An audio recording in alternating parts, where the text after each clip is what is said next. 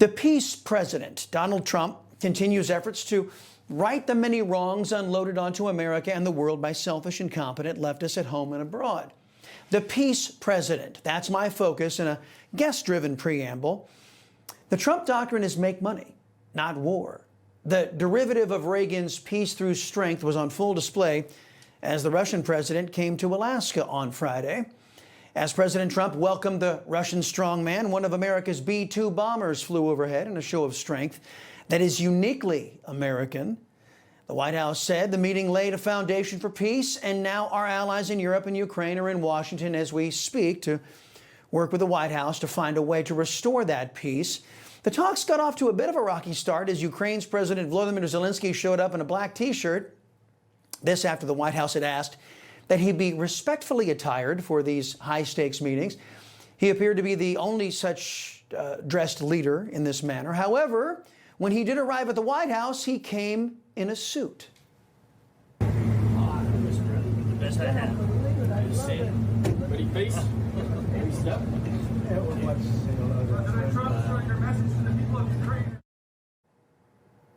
Nice to see. Shouldn't take an explicit request from the President of the United States to show some basic protocol and manners, but hey. Perhaps he has been bolstered by fawning coverage. Zelenskyy, by fawning coverage from the anti-American press. Secretary of State Marco Rubio blasted CBS fake news and one of their lead propagandists, Margaret Brennan, for pushing a, quote, stupid media narrative during an interview. Brennan claimed that several European leaders were joining Mr. Zelenskyy at the meeting over concerns he was going to be bullied. Yeah, he looked really bullied. In between socialist European propaganda being spewed by Brennan, Marco Rubio was able to set the record straight. Well, that's what we're going to be working on. That's one of the reasons why, I talked yesterday to all the national security advisors, a bunch of them from the different European countries. There are European leaders coming here tomorrow, heads of state coming tomorrow, along with President Zelenskyy, to discuss this in more detail. I mean, the constructs of something like this needs to be built out. It's a concept is one thing, the reality, how it's built and how it would work is another. But those are the kinds of talks that we're going to be having with them, along with some of the other issues that are at play. But that is one of the, if you were to break this thing down, I mean, there needs to be an agreement on territories and where the lines are going to be drawn. That's not going to be very easy. That's going to be tough. I think there has to be some discussion about security guarantees for Ukraine because they don't want this war none of us want to see this war in the future. They're a sovereign country. They have a right to have security agreements with other countries and security alliances with other countries. And then there's the whole issue of reconstruction. How do you rebuild the country? Well, potentially, like I said, that's what we're going to be having a conversation about, and that's what we're going to be meeting. That's why they're all coming here tomorrow, and that's why we've been talking on the phone for the last 48 hours with them, and even leading up to it throughout the week, there were various meetings just to sort of build out some of these ideas. So all of these right now are ideas. They're concepts that require some more specificity. We'll need to work with our partners to see what that looks like, and I think that's an area where potential progress is real, but that alone won't be enough. There's a bunch of other things that have to be worked through here. Whole bunch of other things. Let's continue my preamble examination with the National Security Brothers, retired U.S. Army Lieutenant Colonel, Trump 2020 National Security Advisor, U.S. and in the United States, and President of Project Sentinel, Tony Shaffer, along with retired U.S. Air Force Brigadier General, former U.S. Deputy Military Rep to NATO, and Newsmax contributor, Blaine Holt. Hey, guys. Colonel, you first. Zelenskyy had to be told to dress appropriately for the White House while he wore a suit to meet with the president. He couldn't be bothered to dress for, some of these meetings with Envoy Keith Kellogg earlier. Comment on that and a Europe that can't continue this war but seems to want to force us to continue this war. Well, I think it's interesting, Chris, that not only did President Zelenskyy have to get forced into a suit, which was, I guess, in some circles would be considered progress.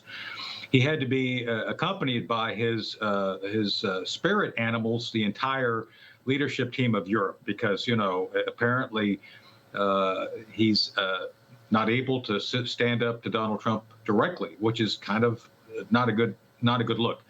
With that said, even with all these people lined up trying to convince President Trump to focus on security guarantees. And by the way, Chris, the reason this comes down to security guarantees is essentially money.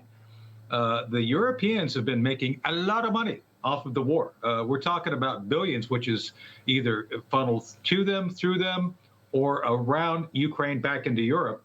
And the security guarantees are what the Europeans think will continue to be the moneymaker for them. So I think the border issue is going to be important, but make no mistake here, this is still going to come down to a series of agreements that are based on what the Europeans think they can best leverage continued profit from regarding whatever comes out of the agreement.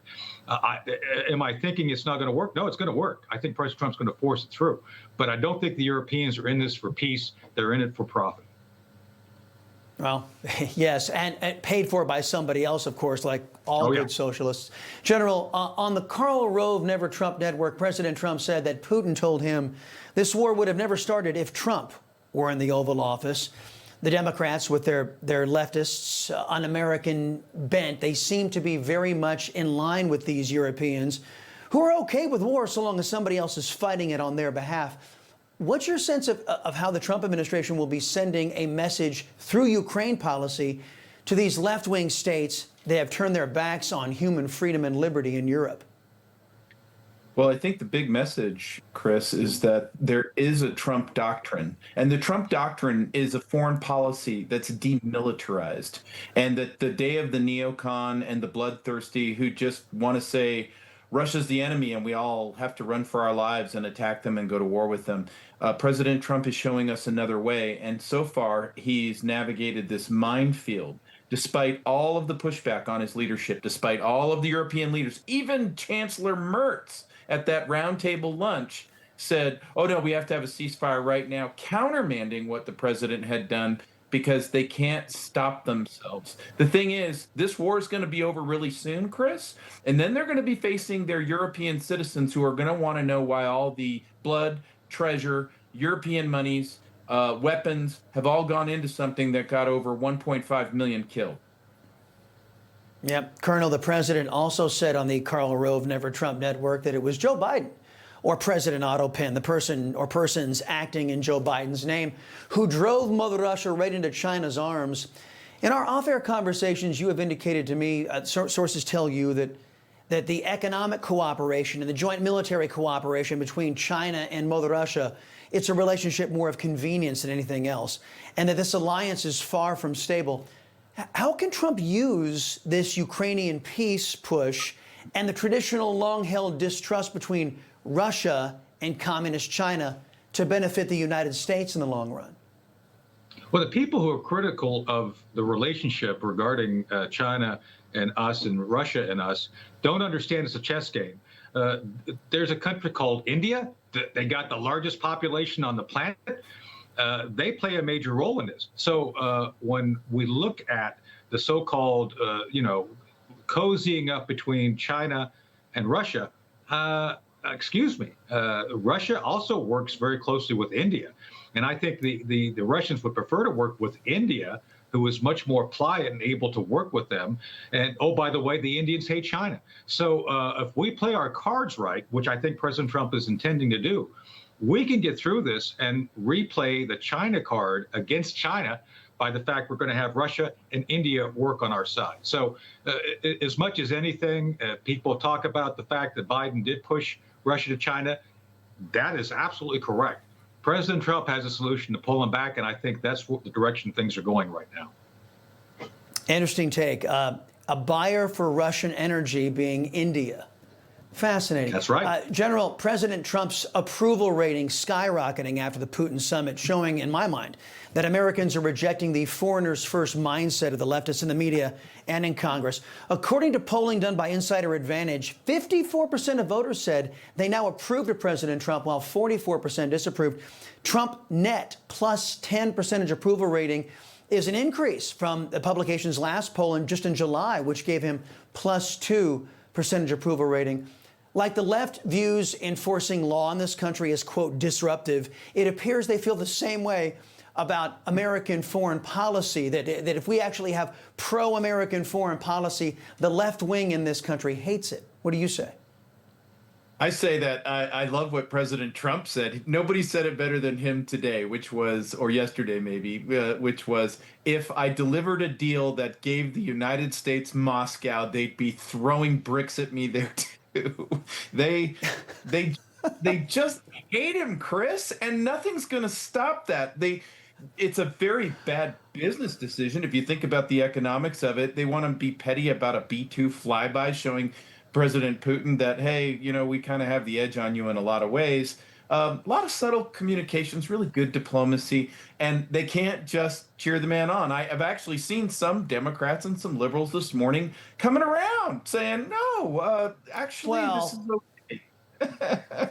Bill Maher came around. I mean, it's like he's actually been one of the honest guys out there from the American left, talking about how anti-war President Trump is. Brigadier General Blaine Holt, Lieutenant Colonel Tony Shaffer. Gentlemen, thank you very much. Appreciate the time. Thanks so much, Chris. Folks, I thank God for my wonderful wife, my kids, my country, the greatest nation ever. And Americans like you who believe in the truth, the Chris Salcedo Show will never stop fighting for you.